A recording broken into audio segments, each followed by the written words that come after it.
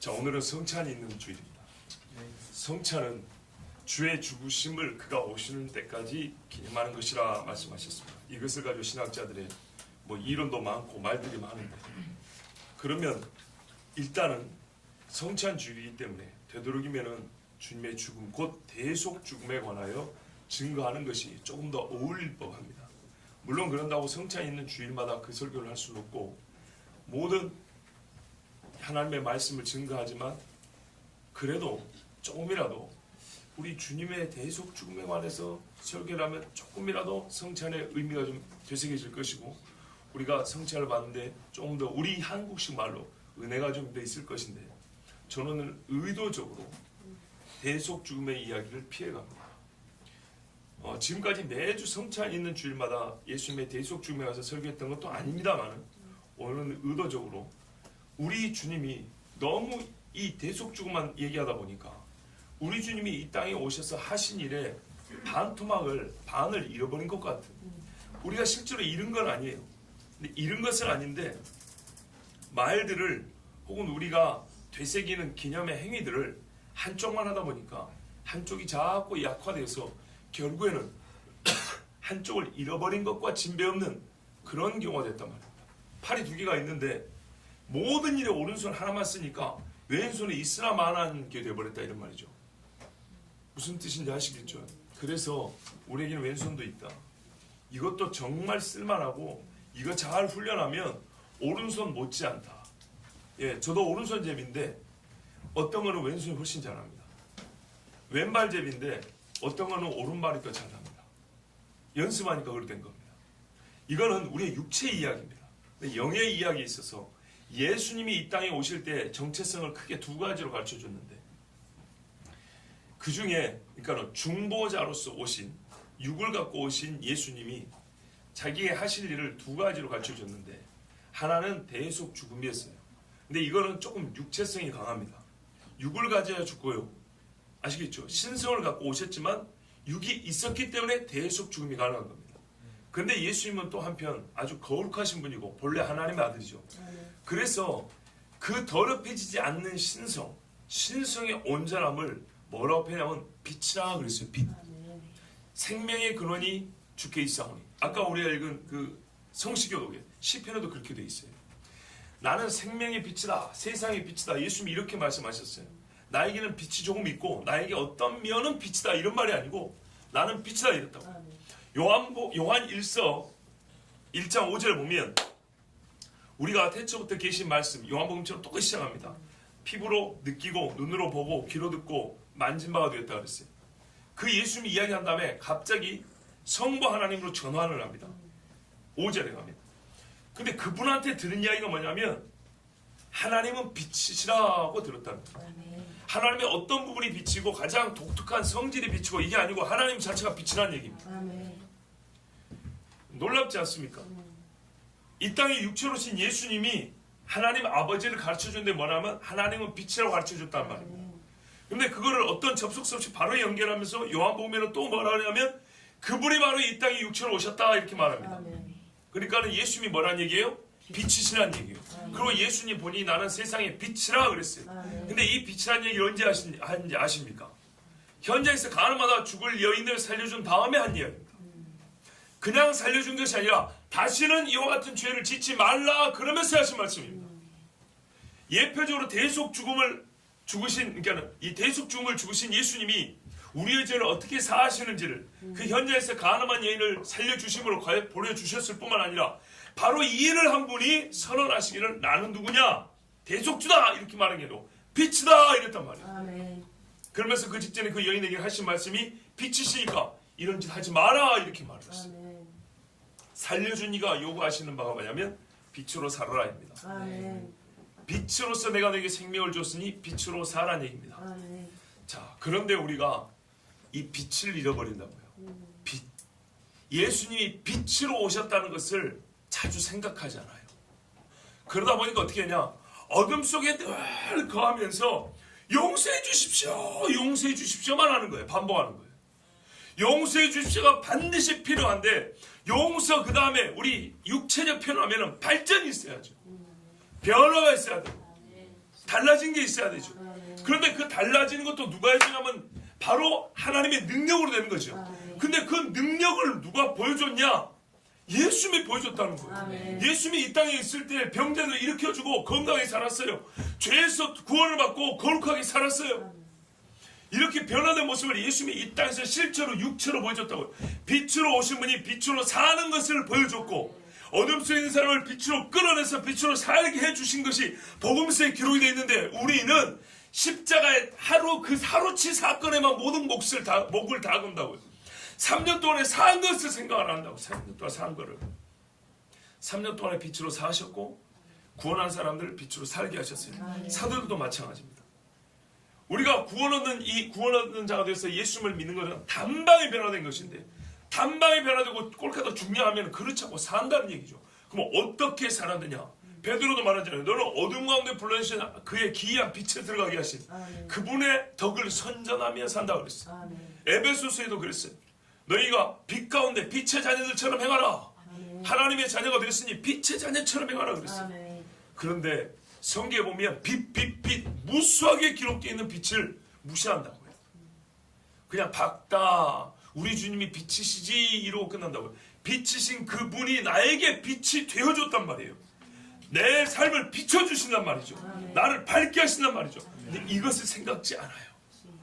그러니까 주님을 믿는데 용서받은 죄인으로서 그냥 꾸역꾸역 사는데 그 빛 가운데서 당차게 살아가고 정말 기쁨으로 살아가고 세상을 돌파하고 나가는 힘이 약한 거예요. 자, 분명히 하십시다. 예수님은 빛으로 오셨습니다. 아멘. 복음서가도 세상에 빛으로 오신 예수여 이렇게 말하잖아요. 그런데 우리가 살면서 이걸 의식하지 않아요. 의식하지 않으면 어떻게 할까요? 살아가지 못합니다. 생각하지 못하면 말하지 못하고 생각이 없으면 행동도 못합니다. 예수님은 빛이시라. 이 사실을 완전히 각인해야 됩니다. 각인한 말을 우리가 그냥 역시 생각 없이 들으니까 딱딱하게 듣고 억지스럽게 들리면 그렇지 않습니다. 말을 그대로 하면 각이 뭡니까? 새긴다는 겁니다. 아시겠죠? 도장을 새기는데 성경에 그랬어요. 내가 내 말을 너희 마음에 두리니 너희 마음에 새긴다 그랬다고. 그거예요. 너희 마음판에 신비에 새긴다 그랬다고. 그러니까는 세상에 예수님은 빛으로 오셨다는 말씀을 각인하셔야 됩니다.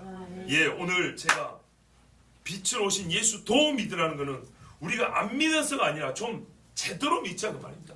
좀 빛으로 오신 예수님을 강력하게 믿자 그 말입니다. 예수님은 나를 구원하신 분으로서만 끝내지 말고 어느 때는 이렇게만 끝내도 돼요. 예수님은 빛이시야 이렇게만 해도 된다고요. 죄진 사람한테 가가지고 당신의 죄를 주님이 용서하십니다 이렇게 하실 때가 있고 때로는 이제 나와 예수님은 빛이란 말이야 빛이신 분이 너를 부르시잖아 이렇게도 말할 수 있어야 된다는 얘기입니다. 근데 때로는 우리가 예수님이 너를 위해 죽으셨어 이야기 안 하면 뭔가 찝찝하죠. 그래서 꼭 그걸 얘기한단 말이죠. 그것처럼 해야 될 이야기가 뭐라고요? 빛이시다는 얘기도 해야 된다. 똑같이 요한복음에 빛부터 시작을 하잖아요. 결국에는 죄에서 구원한 것도 빛이고 부정한 데서 거룩한 길로 살게 하는 것도 빛이고 그렇지 않습니까? 빛으로 일관되게 설명이 되잖아요. 그러니까 당신이 이제는 빛 가운데 나왔으니 빛으로 사십시오라고 분명히 말할 수 있어야 됩니다. 예, 그런데 이 빛만 하더라도 성경에서 우리에게 가르쳐주는 교훈이 이를 말할 수가 없습니다. 저는 오늘 그래서 요한복음에 기록되어 있는 빛을 다 보고자 하는 것도 아니고 요한복음을 강의하고자 하는 것도 아닙니다. 그냥 오늘은 말 그대로 주제 설교입니다. 딱 주제. 빛이다. 이 빛 한 가지 갖고 얘기할 겁니다. 근데 빛 한 가지만 하더라도 너무 광범위합니다. 성경에 빛을 얘기하고 하신 말씀이 얼마나 많은데 그런데 그 빛으로 살아가는 것 중에 곧 있으면 우리나라에 뭐가 있냐면 소위 퀴어 축제가 있습니다. 말하면 동성애 내지는 성독착자들 그러니까는 섹스에 병이 난 사람들 동물보다 더 험한 그런 성적 행위에 진짜 목이 말라서 죽고 못 사는 사람들이 이 서울 한복판에서 축제를 합니다. 서울시에서 장소 제공하고 안전 보장해주고 아마 예산도 어느 정도 지원해 주는 걸로 알고 있는데 맞습니까? 몰라요? 아니면 이거는 취소고요. 이거는 확인이 안 돼 있는데 아마 이 세계적으로 보면은 그 축제 하는 시에서 어느 정도 지원해 주는 데가 많이 있거든요. 뭐 이스라엘 같은 경우도 텔아비브 시에서 해주니까 분명히 우리나라에도 그럴 거라고 봅니다. 근데 이제는 서울만 있는 게 아니라 대구, 광주 이런 전국 주요 도시에서 일어납니다. 그래서 예수님은 빛이시라는 이 주제, 예수님은 빛이시라는 이 우리 신앙의 정의를 가지고 사랑에 있어서 우리가 이 빛 대신 예수님의 신자로서 그 예수님을 믿는 자로서 이 사랑에 대한 빛의 정의를 좀 내려야겠다. 그리고 이 동성이 내지는 성도착증에 대한 이 어둠의 행위에 대하여 빛으로서 우리가 세상을 판단하는 말을 좀 해야겠다. 왜요? 그들이 공적 행위를 하잖아요. 공적 행위를 하는데 교회는 공적 발표를 하지 않냐고 공적 발언을 하잖아요. 세상을 향해서 그런 말을 못한다고. 근데 일개 목사가 말 그대로 이 작은 하나의 교회에서조차도 이 예배라는 공적 행위에서조차도 공적 발표를 못하고 공적 발언을 못해서 되겠습니까? 저놈들은 세상을 해서 뉴스에도 나오고 저 거리를 활보하면서 외쳐다니는데 광장에서 남자 새끼들이 티팬티를 입고 지그들끼리 뽀뽀하고 얼굴에 화장하고 여자 드레스 입고 쇼를 하고 있는데 그것을 보고 목사라는 것들이 가가지고 우리가 오늘 하는 이 성찬을 그것들한테 나눠주는데 제가 여기 강단에서 그 사람들을 판단하지 못하겠습니까? 성경에 너희가 세상으로부터 판단을 받지 않냐 너희는 세상을 판단할 것이오. 그들이 궁극적으로 지옥 간다는 얘기하려는 게 아니에요. 회개하면 천국 갑니다. 그러나 저짓거리 그대로 하면 반드시 지옥 갑니다. 그 정도는 얘기해야죠. 그렇죠. 어둠이라고 얘기해야죠. 나 유명한 사람이 못해서 뉴스에는 안 불러주니까 적어도 교회 목사가 자기 교회 안에서는 얘기를 해야죠. 그래서 오늘 예수님은 빛이신데 우리가 빛 대신 예수님을 제대로 알고 깊이 알기를 원하면 이 저 악한 성적 타락과 변태적인 성행위를 옹호하는 이 세상에 대해 어떻게 빛의 발언을 할 수 있는지 빛으로서 우리가 한번 얘기를 해보자 이 말입니다. 이 주제에 국한해서 제가 말씀을 전하겠습니다. 여러분 이 세상에 이 동성애자를 향해서 목회자들과 신학자들이 글을 쓸까요 안 쓸까요? 씁니다. 기독교 관련 잡지, 신문, 학술지, 논문, 설교, 무슨 칼럼 보면 동성애 이야기 많이 나옵니다. 여러분도 아마 읽어보셨을 겁니다. 저도 더 읽어봤지요. 그러면 제가 묻는 말에 하면 여러분 그냥 있는 그대로 대답해 주시면 됩니다. 크게 두 가지 논조가 보일 겁니다. 동성애 행위는 죄다 라고 강력히 말하고 규탄하는 신학자 내지는 목회자가 있을 것이고 아니다. 아마 여러분 우리 소위 복음주의권 내에 있는 성도들은 그런 글을 아마 못 읽어봤을 거예요. 근데 신학교 있는 경우는 읽어보는데 그들은 아무 잘못이 없다. 하나님이 허락하신 원래 사랑에는 포함되어 있는 것이다라는 이런 미치광이 같은 소리들도 있습니다. 근데 이런 것까지는 일반 성도들이 접하기 좀 어렵습니다. 그죠? 그러면 우리가 보통 접하는 소리는 어떤 거냐면 요런 류입니다. 1차적으로 그런 글에 보면 일반적으로 우리 성도들이 보는 칼럼이나 아니면은 뭐 목사들의 설교 정도나 뭐 그 정도죠. 학술적인 글은 아니고. 근데 논조가 일단 이렇게 시작하죠. 동성애 행위는 좋은 것은 아니다. 부정적으로 일단은 시작을 합니다. 적어도 잘했다고 말 안 합니다. 그러죠? 근데 뒤에 가면 뭐라고 얘기를 하냐면 중간쯤 나오면 그들도 구원의 대상이다. 사랑해 주어야 한다. 포용해 주어야 한다. 그렇죠? 교회가 그들을 보듬어줘서 결국에는 교회 안으로 들어오고 구원받도록 해야 된다. 이렇게 갑니다. 틀린 말은 아니죠. 그죠? 잘 보세요. 앞에 이 행위는 참으로 동의하기 어렵다. 이거는 별로 그렇게 좋은 행위들이 아니다. 바람직한 성행위는 아니다. 이렇게 얘기합니다. 그래서 이거를 잘못다 판단하는구나 이런 것 같은데 뒤에 가면 그러나 이들은 어떻게 해요? 그나마 미워해서는 안 되고 혐오해서는 안 되고 사랑해 주어야 하고 품어주어야 하고 교회가 이들을 구원의 대상으로 여기면서 어떻게 해요? 전도를 하긴 하는데 너무 강한 말로 하지 말고 이렇게 쓰다듬어주면 결국엔 돌아올 것이다. 우리가 이런 식으로 해야 된다라고 이런 논조입니다. 맞지요?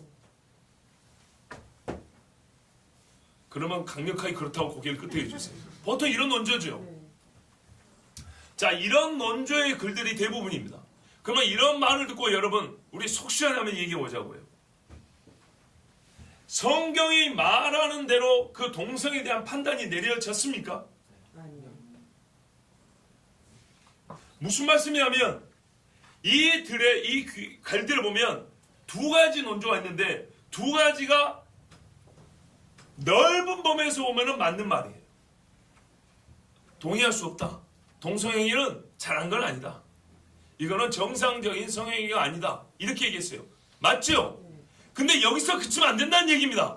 어디까지 가야 되냐면 이놈들아 이렇게 하다는 소돔과 고모라처럼 너희가 망하고 죽을 것이다. 여기까지 가야 된다고요. 방향이 부정적인 방향으로 튼 거 맞는데 가야 할 거리만큼 못 나간다고요. 동의할 수 없다. 이건 정상적인 행위가 아니다. 이거 듣고 겁낼 사람 있어요? 쥐약을 들고 있는데 이거 먹으면 뒤진다 이 소리를 해야 안 먹지. 이거 먹으면 건강에는 안 좋아. 그렇게 썩 도움은 되지 않을 거야. 이거 갖고 안 먹냐고요. 쥐약인지 뭔지 모르는 사람이 먹겠죠? 왜? 쥐약에 빵이 가득하고 거기 독이 요만큼 넣었거든요. 제가 옛날에 본 자료 보면 미국 같은 경우에 쥐가 먹을 수 있는 음식이 99.995%에 독약이 0.05%가 들어있어요. 이게 쥐약이에요. 성분이 포이즌 0.05%, 푸드, 음식이 99.995%예요. 뭔 말인지 아시겠어요? 0.005%의 독극물 때문에 쥐가 그 빵 먹고 죽는 거예요. 그러면 세상에 뭐라고요? 그래도 99%는 먹을 수 있어! 묵으시라고 그러니까. 안 먹어요. 그치요? 과자에 바퀴벌레 하나만 나와도 과자 전체를 버려버린다고요. 재고품을 폐기를 시켜버린다고요. 그거 먹고 안 죽어요. 바퀴벌레 하나 그거 튀겨 나오기 때문에 안 죽는다고요. 어느 동네 가면 바퀴벌레 튀겨서 길거리에서 팔기도 하더만. 안 죽는 건데도 불구하고 불결하다고 위생상에 기분 나쁘다고 재고 전체를 한 창고를 폐기해버린다고 폐기. 그러면은 동성에 대해서 어떻게 얘기해야 되죠?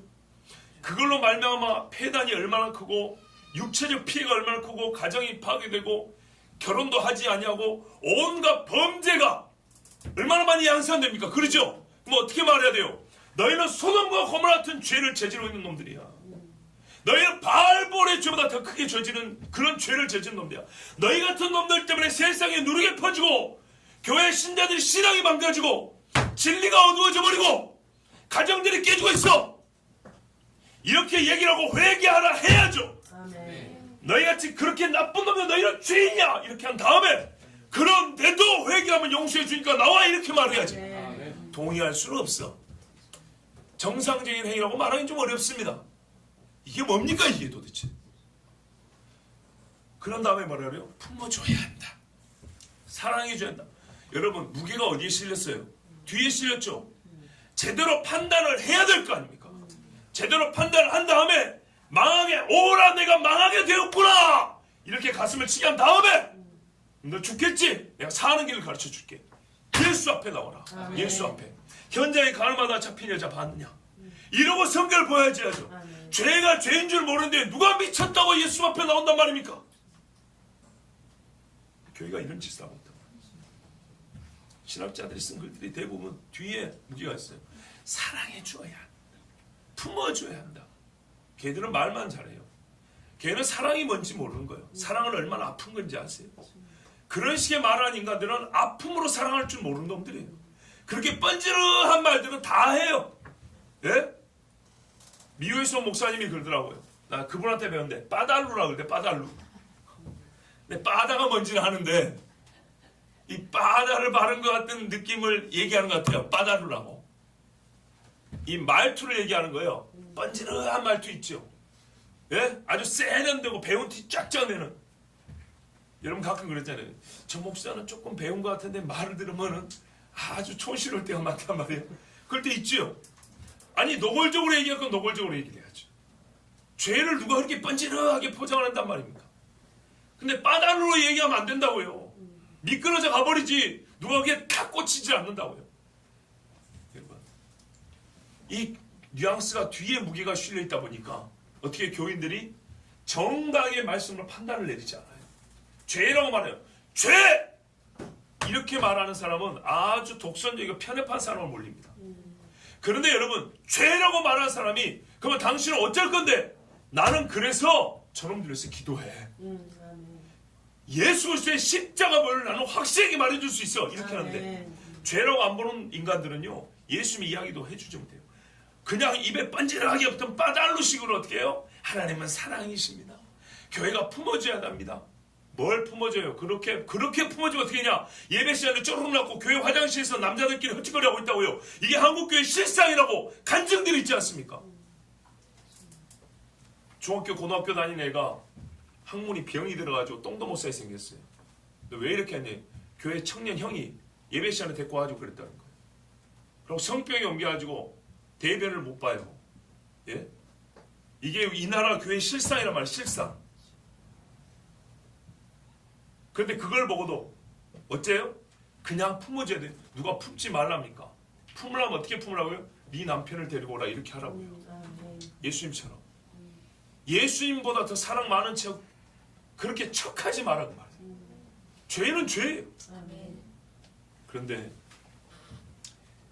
이런 식의 글을 쓰다 보니까 일반 교인들이 죄의 크기만큼 거리를 이렇게 나가야 되는데 가지 못해 한 걸음쯤 가다가 뒤로 돌아가 해가지고 품어줘야지 사랑해야지 이러면서 괜찮아요. 우리는 당신을 사랑합니다. 무지갯빛 사랑 좋아해. 하나님의 언약이지요. 다시는 물로 심판하지 않겠다는 이런 개소리를 하고 있는 거예요. 누가 그놈들한테 성취할 줄 압니까? 진짜 주의 죽으심을 욕되게 하는 거예요.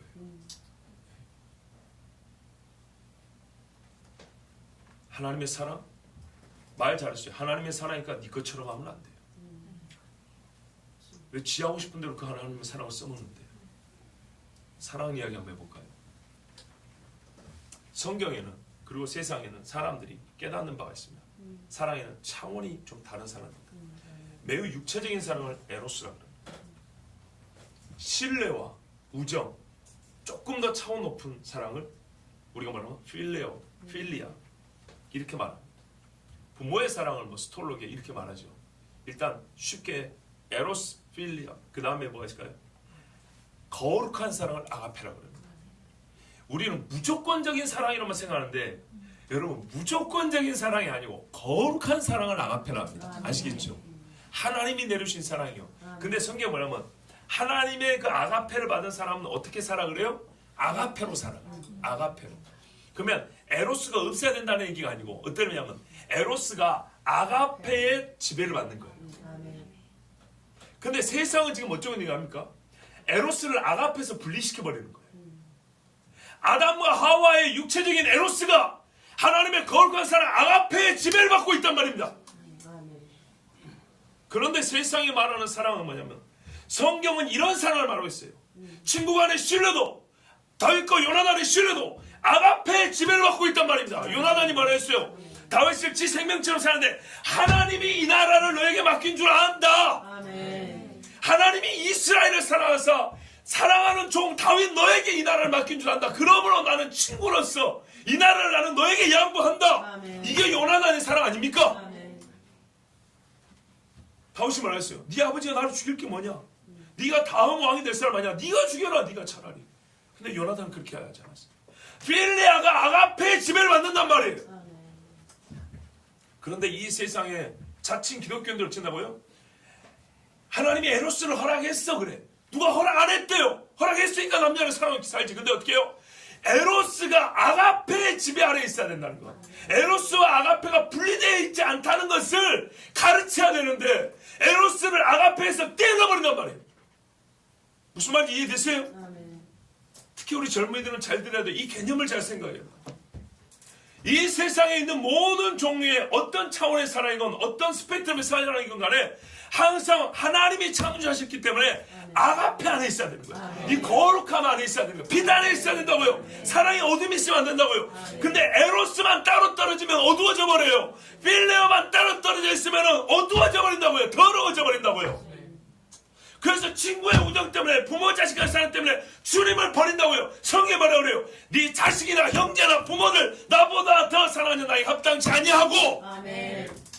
하물며 그러할진대 어디 짐승 같은 짓을 하면서 사랑 타령을 하단 말이에요.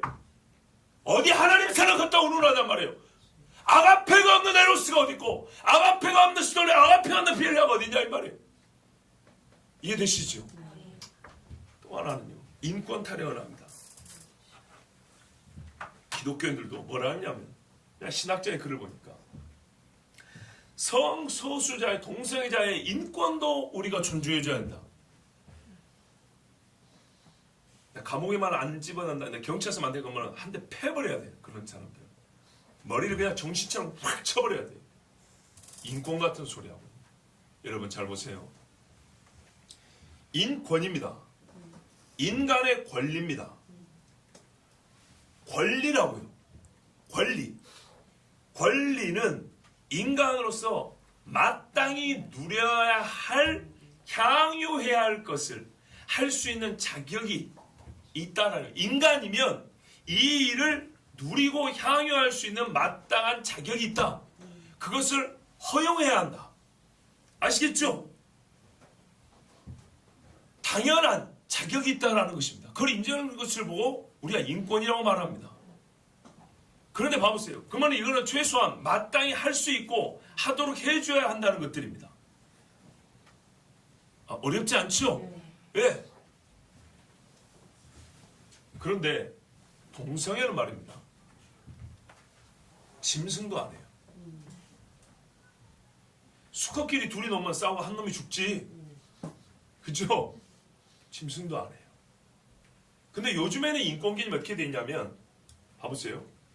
사람으로 태어나서 마땅히 인간이 향유해야 할 혹은 누릴 수 있는 어떤 행위에 대하여 우리가 그것을 보장해 주는 것을 인권이라고 하고 그걸 침해하면 인권 침해라고 해가지고 처벌을 한단 말이죠.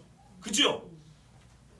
그런데 요즘에는 인권을 인간으로서 인간의 존엄과 가치를 가지고 마땅히 혹은 인간이기 때문에 동물이 아닌 인간이기 때문에 좀 더 고차원적으로 누릴 수 있는 무엇에 대하여 말하는 것이 아니고 사람이 그냥 하는 것, 하고 싶어서 하는 것을 인권이라고 해버려요. 무슨 말씀인지 아시겠죠? 즉 동성애라는 것은 인간이기 때문에 마땅히 보장해 줘야 되는 것이 아니에요. 그러 같으면 옛날부터 옳다고 했겠죠. 근데 제가 몇 년 전에 있어요. 옛날 바벨론의 법들 같은 이방인의 법들에도요. 동성애는 다 처벌했다고. 사람들은 기독교만 편협하고 고대 사회에 다 인정했는데 그래서 제가 고대 법들을 확인해서 설교한 적이 있었어요. 고대 사회 다른 국가들 이방 국가에서도 동성애는 이거는 인간답지 못한 행위라고 처벌했어요. 인권이 아니란 얘기입니다. 그런데 요즘에는 인권 타령을 하죠. 그러면 뭐가 중요하냐? 인권 정의를 바꿔야 되는 거예요. 인권의 개념을 바꿔야 되는 거예요. 결혼도 마찬가지예요. 옛날엔 결혼은 남녀가 사랑하여 혼인의 약속을 하고 부부 생활하는 걸 결혼이라고 했어요. 근데 요즘에 어떻게 해요? 두 사람이 이렇게 바꿔버렸다고요. 두 사람이니까 남자 괜찮고 어떻게 해요? 여자도 괜찮은 거예요. 또 어떻게 바뀌는지 아십니까? 두 생명체가 그럼 어떻게 해요? 그래서 개새끼하고 결혼한 여자가 나오는 거예요. 그래서 말이 중요해요. 이름 붙이기가 너무너무 중요한 거예요. 아시겠습니까? 인권이라는 것은 요즘에 어떻게 바뀌었냐면 사람이 하고 싶은 것을 할 수 있는 권리 이따게 바꿔버렸어요. 내가 사람으로서 내가 하고 싶어. 하고 싶은데 그 하고 싶은 게 사람이야. 막지 마. 본래 인권은 그런 게 아니에요. 마땅히 보장해야 되고 존중해야 될 것들을 얘기하는 거예요.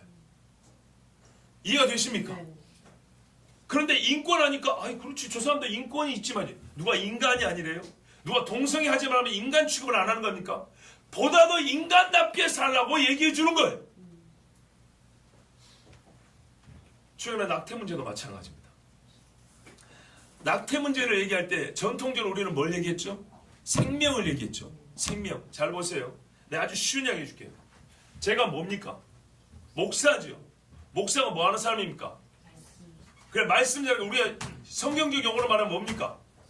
목양을 하는 겁니다.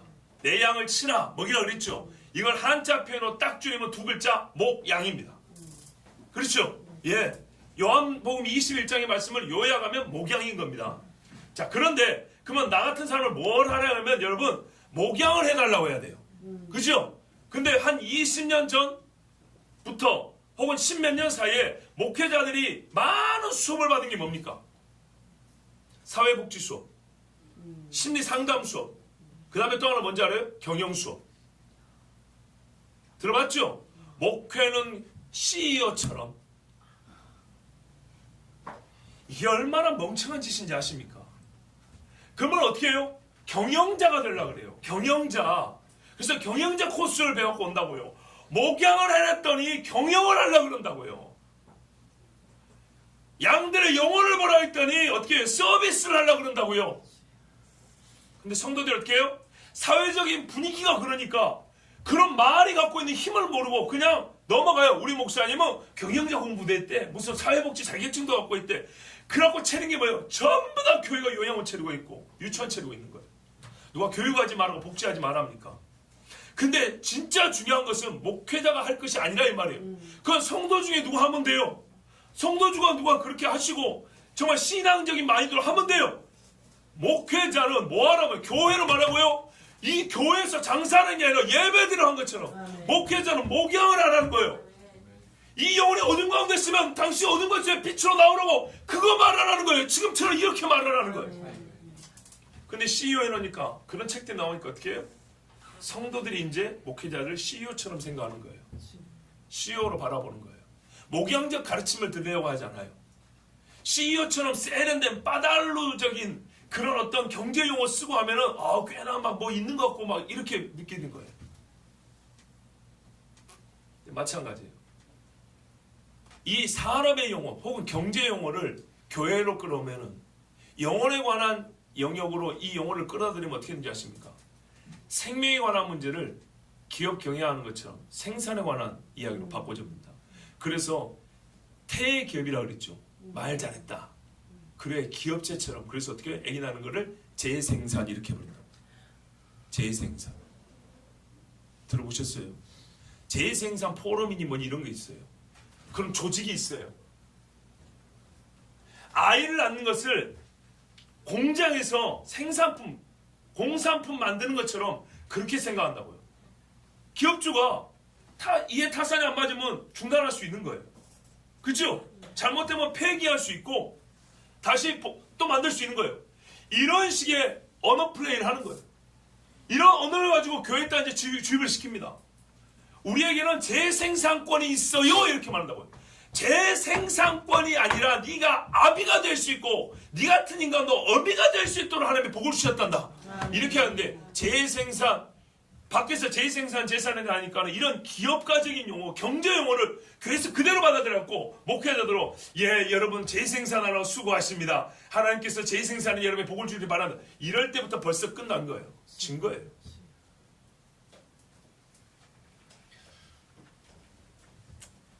또 이 동성애자들에 대하여 다시 얘기합니다. 반대를 하죠. 그럼 뭐라고 말하는지 아십니까? 기독교인들은 도덕주의자들이에요. 도덕주의자예요. 율법주의자로.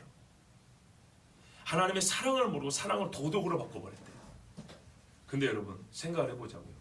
도덕이 없는 사랑, 윤리가 없는 사랑,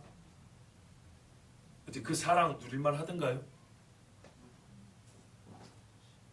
기독교인들은 우리를 반대로 즉 동성애자 같은 혹은 성도착증 요즘에 간통도 죄가 아니죠. 이런 죄를 저지른 사람한테 말하면 기독교인들 성경은 사랑을 말하는데 저 사람들은 정죄를 말하는 사람들이라고. 그럴듯하죠. 한 대 맞은 것 같죠. 그래 우리가 사랑을 말하지 왜 정죄를 얘기를 하지? 사랑을 얘기하는데 왜 우리가 도덕을 얘기하지? 이런 경우 또 다른 경우인데요. 언어를 분리시키는 거예요. 사랑 안에 도덕이 있는 겁니다. 봐보세요. 하룻밤 원나잇이란 말 들었죠. 하룻밤 즐기고 나는 거예요. 어떻게 해요? 거기는요 정절이 없어요. 정절이 없다고요. 책임질 필요가 없어요. 그래서 그것은 즐긴 거지 사랑이 아니에요. 사랑은요 정절을 지킬 때 사랑이라고 해요. 맞습니까? 결혼하는 거하고요 즐기는 것은 완전히 다른 거예요. 즐기는 데는 정절이 필요 없어요. 근데 뭐래요? 사랑을 나눴다 그래요. 뭔 사랑을 나눴나요? 육체를 섞었지. 그래서 말이 중요한 거예요. 세상이 정의한 데 넘어간다고. 그건 사랑을 나눈 게 아니고 육체를 즐긴 거예요. 육체를 즐겼기 때문에 정절이 없고 도덕이 없고 사후 인격적인 책임이 없어요. 뭔 말인지 아시겠죠? 그건 사랑이 아니에요. 즐긴 거지. 그런데 그걸 세상에서는 뭐냐면 사랑을 나눴다 이렇게 표현을 해요. 원래 가장 사랑한 사람들과 사랑한 사람이 하는 행위예요. 서로 정절을 지키는 사람이 서로 인격적인 관계 안에서 사랑하는 사람이 하는 행위가 바로 성행위예요. 무슨 말인지 아시겠죠? 근데 그 성행위를 따왔어요. 가져왔어요.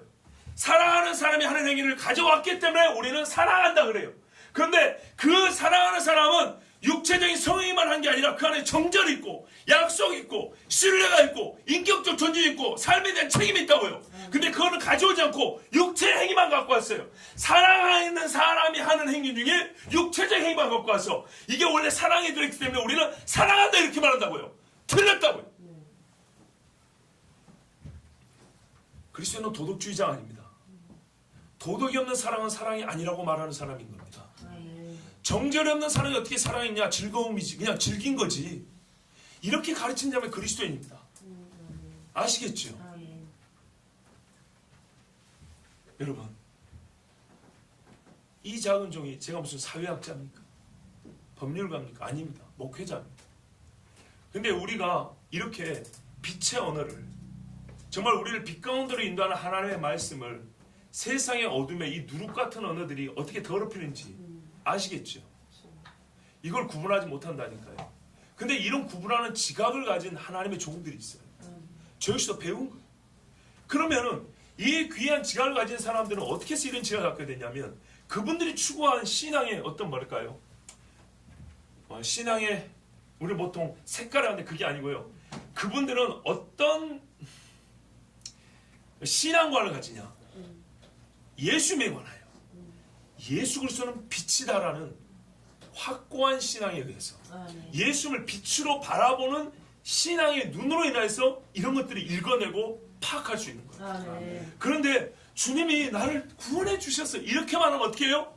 아까 그런 논조의 글들에 그냥 쉽게 죄라는 말은 못하고 이렇게 돌아서 그래 붙들어줘야지 이러면서 이거는 뭔가 부족한 것 같긴 한데 뭐가 부족한지를 모르고 세상은 뭐 품어주도 않는데 갈수록 더 악해지고 더 돌아지는데 이거를 어떻게 해볼 도리가 없는 거예요. 왜? 우리가 그 일의 현상에 대해서 정확히 진단하고 이 현상을 표현할 수 있는 언어가 없기 때문에 언어는 생각하는 능력인데 이 생각 빛의 사고를 가지지 못하기 때문에 우리의 이 빛의 사고를 주는 빛 대신 주님을 섬기지 못하기 때문에 그분을 알지 못하기 때문에 빛이 힘이에요. 그러니까 어둠을 확 비춰보지 못한다고요. 근데 어째서 이런 일들이 벌어지냐? 두 가지 경우만 말씀드립니다. 하나는 현대 조류를 따르기 때문에 성경 말씀대로 영광은 한편으로는 또 빛의 성질을 갖고 있잖아요. 사람의 영광을 구하고 너희가 하나님의 영광을 구하지 아니하니 어찌 나를 알 수 있느냐 그랬어요. 그 나를 알면은 빛 대신 주님에 대한 암도 포함되겠죠. 사람을 기쁘게 하고 사람 사는 세상에서 진짜 세속이 되어버리면 세속 부정하다는 뜻도 있지만은 이렇게 부를게요. 세상에 속한 마음을 가져버리면 세상의 영광을 구하면 아버지의 영광을 구하지 않기 때문에 알지를 못해요. 이게 보통의 현대 신학자들의 속입니다. 근데 제가 여기서 주의를 주고 싶으면 안타까운데 바로 우리입니다. 우리는 세속 신학자들처럼 현대 신학자들처럼 그렇게 세속적인 마인드를 갖고 있다거나 또는 그러기를 뭐 그렇게 빠달로적인 글을 쓰고 말해가지고 밥벌 먹고 사람들 아니잖아요. 그런데도 잘 모르시죠. 이게 하나의 참 부정적인 의미에서 역설인데 뭐냐면 너무나 경건하기 때문이에요. 어떤 차원이냐? 하나의 예를 드릴게요. 마틴 로이드 존스 목사님이 한 이야기에 한 설교에 보니까 이런 말씀이 있었어요. 1960년대 초에 영국에서 퀘이커 교도들이 성에 관한 하나의 성명서를 발표했어요. 60년대 초반에. 자 보세요. 퀘이커 교도는 뭐예요? 퀘이커란 말은 흔든다는 말이에요. 주여 할렐루야 이런 사람들. 그래서 붙여준 별명이 퀘이커예요. 흔든다고. 무슨 말이에요? 굉장히 겉보기는 신령한 사람들이에요. 엄청나게 신령해요. 방언이고 예언이고 환상이고 그냥 뭐 이 사람들은 밥 먹듯이 하고 보고 듣고 하는 사람들이에요. 그러니까 옆에 사람 한마디로 경건주의자의 대표들이에요. 그래서 평상시 이 사람들은 윤리성과 도덕성도 뛰어나요. 왜? 맨날 기도하니까. 예? 맨날 주여 성령의 음성을 듣고 할렐루야 주께서 하라 하셨습니다. 막 하나님께서 감동을 주셨어요. 이런 사람들이에요.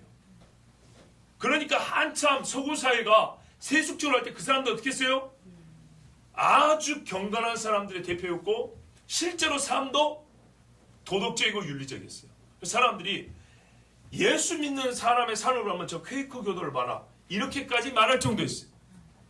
그런데 이 사람들이 17세기 그러니까 1600년대 후반쯤에 청교도들하고 거리가 멀어졌어요. 희한하죠. 어떤 의미에서 이 사람들도 개신교인들인데 왜 같은 형제끼리 또 거리가 멀어졌을까요? 너무 경건한 나머지 성경을 무시한 거예요. 청교들도 거룩하고 정직한데 이 사람들은 기준이 성경이었어요. 근데 퀘이커 교도들은 뭐냐면 마음의 감동이었어요. 성경의 가르침과 마음의 감동이 일치하면 할렐루야인데 이게 어긋날 경우 어떻게 해요? 이거를 중심으로 여겨버린 거예요. 카톨릭하고 다른 게 뭐예요? 성경과 자기들의 전통에 부딪히면 전통을 중요하게 여겨버리죠. 그것처럼 이 사람들은 내적 조명, 하나님의 속에서 들리는 음성 이것을 강조해버리고 다음에 어떻게 해요? 처음에는 성경을 봤는데 갈수록 어떻게 해요? 자기가 들리는 것만 먼저 듣고 찾아요. 그리고 점점 어떻게 할까요? 성경을 등하시고 누가 하나님 말씀인데 아이고 이 사람 내가 오늘 기도했는데 하나님의 그런 말씀 아니야. 하나님의 음성이 그렇지 않아. 이렇게 어떻게 해요? 그걸 또 쫓아가는 거예요. 근데 이 사람들이 얼마나 또 거룩하고 겸손한 척 보이냐면 한 10명이 모인다 하자고요.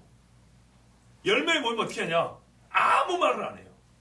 왜 아무 말을 안 할까요? 성령이 말씀하지 않는데 우리가 무슨 말을 할 수 있어? 굉장히 경건하고 겸손한 척 보이죠?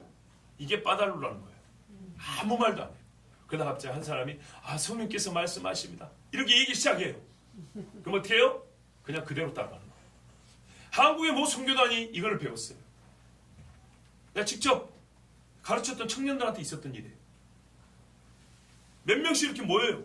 그래가지고 인도자 아닌 청년이 그래요. 제가 가르친 게 아니고 내가 봤다는 거예요. 걔들을 컨트롤하기가 어려웠어요. 워낙에 확고해서. 내 앞에 전임 목회자가 그렇게 가르쳐 놓으니까 성령의 음성을 들읍시다 하고 전부 다 가만 앉아 있는 거예요. 그리고 그 중에 대표곡이 한마디예요. 그럼 어떻게 되는지 아십니까? 나머지는 음성이 뭐 들은 것도 없어요. 근데 먼저 한 사람의 말에 다 맞추는 거예요. 안 그러면 나만 도태되고 나만 성령과 무관한 사람처럼 여겨지죠. 그래도 어떻게 해요? 한마디로 말해서 뜻이 일치가 일어나는데 이게 옳으면 좋은데 틀릴 경우 어떻게 해요? 다 같이 틀려버리는 거예요. 이런 식으로 해가지고 이 퀘이커 교도들이 성경에서 멀어진 겁니다.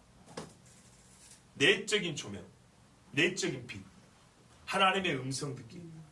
하나님의 음성 주시지 그럼 안 줍니까? 주시죠. 제가 여러분에게 방문할 때도 하나님의 말씀을 듣고 그리고 성경을 가지고 가죠.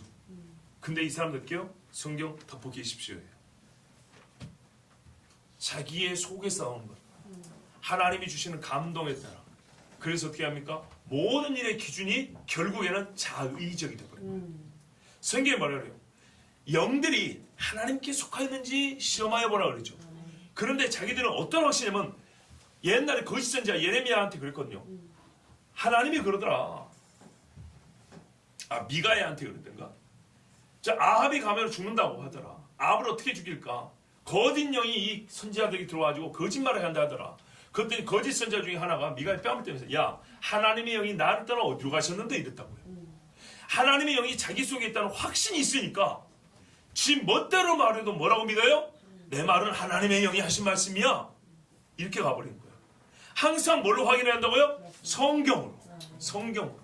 근데 성경을 안 보고 하나님의 영이 나와 함께 있다는 확신의 근거에 이게 확고에 딱 서버리니까 그때부터 어떻게 해요? 마귀 귀신의 영이 들락날락 해도 이 사람은 귀신의 영인지 성령인지 구분하지 못해요. 지도자들이 그렇게 하는 게 어떻게 해요? 그 따르는 교파의 이론들이 전부 다 그 짓을 하는 거예요. 그래서 성경이 없어져 버리고요. 이게 성경이 없애는 게 뭔지 아십니까? 어디까지 하냐? 내적인 빛이 중요하다 그랬죠? 요즘에 현대 명상과 관상과 똑같아져 버리고 내 안에 있는 빛만 드러나게 하면 돼. 내 안에 빛은 너무 죽어있어 지금. 심지가 너무 작아져 있다고. 심지를 쫙 끄집어내고 빛만 활활 터내면 나는 어떻게 해요? 구원받는 거야. 나는 하나님과 연합하는 거야. 이게 현대 이 명상과 관상과 뭐가 다릅니까? 신과의 합일. 내 속에 신이 있어. 나는 이미 신이었어. 내 안에 우주가 있어. 어디서 많이 들어본 소리죠? 이게 가장 경건한 성령이 충만한 사람들로부터 더 나왔다는 것을 아셔야 합니다. 저 불교에서만 힌두에서 나온 게 아니라 가장 성령이 충만한 퀘이커 교도들에게서도 뭐가 나왔다고요? 결론이 똑같아. 이게 마귀가 하는 짓이라고요. 그래서 내 속에 있는 빛만 드러내면 돼. 내 속에 있는 빛만 더 밝혀주시옵소서. 항상 이런 기도만 해요. 자, 내 안에 이미 빛이 있는데 스스로 어둠이라고 생각하지 않는데 회개할 일이 있을까요? 회개할 일이 없죠.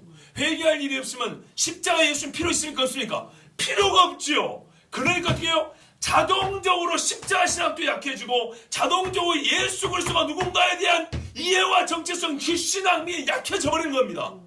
그러니까 개떡 같은 이야기를 하는 거예요. 뭔 이야기요? 간음과 통간과 동성애는 어떻게 해요? 괜찮다. 성경이 아니 우리의 감동이 그래.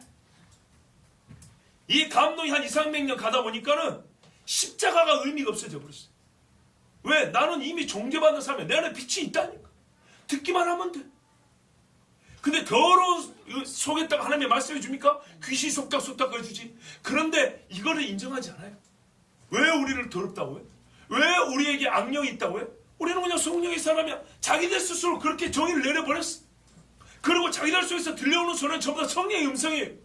이게 지나친 성령 충만 사람이 성경이 없으면 이렇게 빠져나옵니다. 현대 세속신학자나 경건하다고 날고 긴다고 했던 사람들이나 은사가 충만한 사람들이나 뭐가 없으면 성경이 없으면 빛 대신 아버지의 말씀 주의 말씀은 내 발에 등이요 내게 빛은 이라는 이 말씀이 없으면 세상이 좋아서 세상의 영광을 따르는 사람이나 처음에는 하나님의 뜻을 구합니다 했던 사람이나 결국에는 똑같이 어떻게 한다고요? 어둠의 길을 가게 되겠다고요.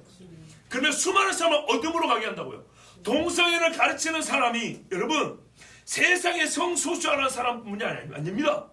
다 종교를 믿는 사람뿐만 아닙니다. 현대 세속에 물든 신학자만 하는 게 아니고 벌써 50년도 전에 60년 전에 어떻게 해요? 경건한 자들의 후손이라는 사람들도 공개적으로 그렇게 말을 했다고요. 아시겠죠? 예수님은 참 빛이라는 것이 얼마나 중요한지 아시겠죠?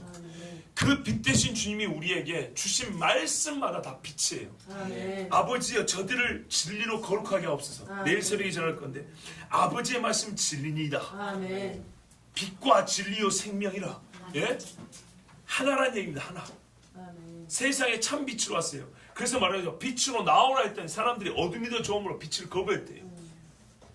그것이 구체적으로 어떻게 나왔습니까? 예수님의 말씀을 거부한 거였어요. 아버지의 말씀을 거부했어요. 여러분, 이 땅의 사람들이 하나님의 사랑으로 장사를 합니다. 하나님의 사랑으로 정말 하나님을 거역하는 짓을 서슴없이 하고 있습니다. 하나만 가르쳐 드릴게요. 사랑이 뭐냐? 잘 보세요. 로마서 한번 봐보세요. 로마서 13장. 고린도전서 13장로만 이해하니까 그것도 사실 충분하죠. 왜? 사랑은 진리를 기뻐한다 그랬죠. 불의를 기뻐하지 않냐고. 이걸 모른다고 왜 사랑을 지금 마음대로 정의를 내리냐. 그런데 로마서 13장에도 정말 중요한 말씀이 있어요. 로마서 11장까지 뭡니까? 12장까지 복음의 진수 가장 심오한 걸 가르쳐주잖아요. 그죠? 그 다음에 이제 12장부터는 우리의 또 실제 삶을 말했는데 그 중에 13장에 보면 이 세상의 삶, 이 세상 권세와의 관계를 얘기해 줍니다. 그죠? 자, 보십시오. 7절부터 8절을 한번 읽어볼게요. 같이 읽습니다. 시작. 모든 자에게 줄 것을 주되 조세를 받을 자에게 조세를 바치고 관세를 받을 자에게 관세를 바치고 두려워할 자를 두려워하며 존경할 자를 존경하라. 피차 사랑의 빚 외에는 아무에게든지 아무 빚도 지지 말라. 남을 사랑하는 자는 율법을 다 이루었느니라. 아멘. 7절과 8절이 우리 본문에는 점이 찍어져 갖고 다른 이야기로 돼 있죠. 근데 여러분 이거 전부 다 한 덩어리입니다. 한 덩어리. 잘 보세요. 모든 자에게 줄 것을 주라는 거예요. 그는 받을 권리가 있고 권한이 있고 자격이 있고 나는 줘야 할 책임이 있다는 거예요. 그런 것은 그렇게 하라 그 말입니다. 봐보세요. 조세를 받을 자가 있어요. 조세를 바쳐야 할 자가 있고 받을 자가 있으면 바쳐라 그 말이에요. 관세를 받을 권한이 있는 사람이 있으면 너는 관세를 바칠 책임이 있으면 바쳐라 그 말이에요. 두려워해야 될 때 네가 네 앞에 선 사람이 네가 두려워할 자라면 두려워하라는 거예요. 이건 잘못이 아니라는 거예요. 두려워하라는 거예요. 존경할 자를 마땅히 존경하라는 거예요. 여러분 이게 인격이고 인권이고요. 인간관계입니다. 하나님이 명하신 관계입니다. 그런데 뭐라냐. 피차 사랑의 빚 외에는 빚은 내가 뭔 말을 해야 되는 책임성이 있는 거잖아요. 사랑의 빚 외에는 아무에게든지 아무 빚도 지지 말라. 남을 사랑하는 자는 율법을 다 이루었느냐. 이 두 말을 연결하면 뭐냐면 사랑이라는 것은요. 해야 할 자에게 하는 것이란 얘기예요. 아시겠죠? 사랑한다 하면서 조세를 받을 자에게 조세를 바치지 않으면 사랑이 아니라는 거예요. 뭔 말인지 아시겠습니까? 하나님이 가르쳐주는 사랑은 마땅히 할 자에게 너는 하라라는 게 사랑의 내용이에요. 그런데 이게 없어요. 누가 그런 식의 사랑을 가르쳤는지 모르겠어요. 성경의 사랑은 해야 할 자에게는 하는 것이 포함된 것이 피차 사랑의 관계라는 얘기죠. 여러분 내가 목사잖아요. 그럼 목사로서 존경할 자니까 존경하세요.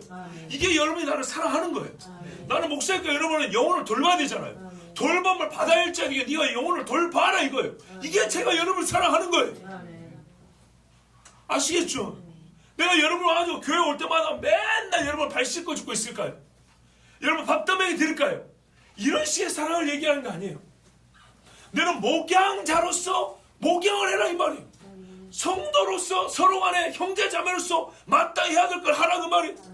이런 식으로 우리는 사랑을 배웠지 그냥 항상 어린애처럼 내가 뭘 하든지 다 허용해 주세요. 이건 사랑이 아니고 이거는 죄를 짓는 거예요. 성경은 그렇게 말하잖아요. 언제 예수님이 사랑, 정말 하나님의 사랑 그 자체인 예수님이 그 누구보다 명령을 많이 하시고 그 누구보다 금한 것이 많고 그 누구보다 어떻게 해요? 우리에게 지시하고 바꾸라고 변화하라고 가르쳐준 게 많다는 걸 인정하셔야 돼요. 세상 사람들은 마치 동성애 정도 해야 사랑이 뭔지 아는 것처럼 무슨 말이에요? 꼭 이따구로 말을 한다고요. 전통적인 사랑관념은 이랬으나 이제는 바꿔야 한다고. 무슨 말이에요? 옛날 것은 구닥다리로 틀렸다는 거예요. 우리가 사랑이 뭔지 제대로 알았다는 거예요. 그러니까 그거를 그때 행위와 연결해 보면 간통 정도 해야 사랑이 뭔지 아는 사람, 동성애 정도 해야 길거리에서 남자 새끼들이 틱반스 입고 거리를 이렇게 워킹 정도 해야 사랑이 뭔지 알고 표현할 줄 아는 심오한 사랑자들인 것처럼 그렇게 말을 하고 있다고요.